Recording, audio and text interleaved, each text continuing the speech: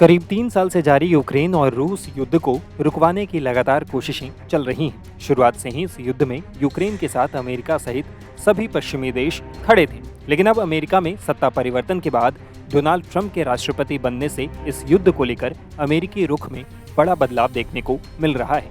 America ने मंगलवार को यूएन यानी संयुक्त राष्ट्र महासभा में यूक्रेनी प्रस्ताव के खिलाफ रूस के समर्थन में वोटिंग की। यूक्रेन ने रूस के साथ युद्ध को 3 साल पूरा होने पर यूएन में एक प्रस्ताव पेश किया था। इस प्रस्ताव में रूसी हमले की निंदा करने और यूक्रेन से तत्काल रूसी सेना को वापस बुलाने की मांग की गई थी। अमेरिका ने अपनी पुरानी नीतियों के उलट और साथ ही यूरोपीय देशों के खिलाफ जाकर इस प्रस्ताव के विपक्ष में मतदान किया। जब से रूस और यूक्रेन के बीच युद्ध की शुरुआत हुई, तब से पहली बार अमेरिका और इजराइल ने यूक्रेन के खिलाफ वोट किया है, जबकि भारत और चीन समेत 65 देशों ने वोटिंग में हिस्सा नहीं लिया। प्रस्ताव का समर्थन करने वालों में जर्मनी, ब्रिटेन और फ्रांस जैसे प्रमुख यूरोपीय देश शामिल हैं। ये प्रस्ताव 18 के मुकाबले 93 मतों से पारित हो गया। बता दें कि यूक्रेन के प्रस्ताव में 3 प्रमुख मांगे थीं। पहली, यूक्रेन से रूसी सेना की तत्काल वापसी। दूसरी, यूक्रेन में स्थायी और न्यायपूर्ण शांति। तीसरी, युद्ध अपराधों के लिए रूस की जवाबदेही।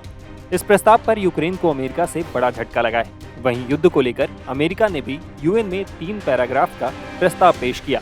इसमें न तो रूसी हमले का जिक्र था और न ही किसी तरह की निंदा की।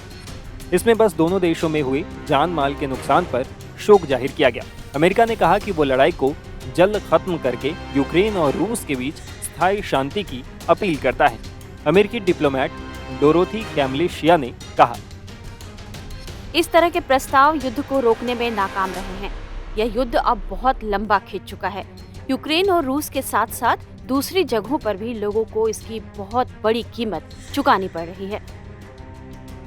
गौर करने वाली बात यह भी है कि यह सारा मामला ऐसे वक्त पर हो रहा है जब हाल ही में अमेरिकी राष्ट्रपति डोनाल्ड ट्रंप और यूक्रेनी राष्ट्रपति जेलेंस्की के बीच जुबानी जंग देखने को मिली थी।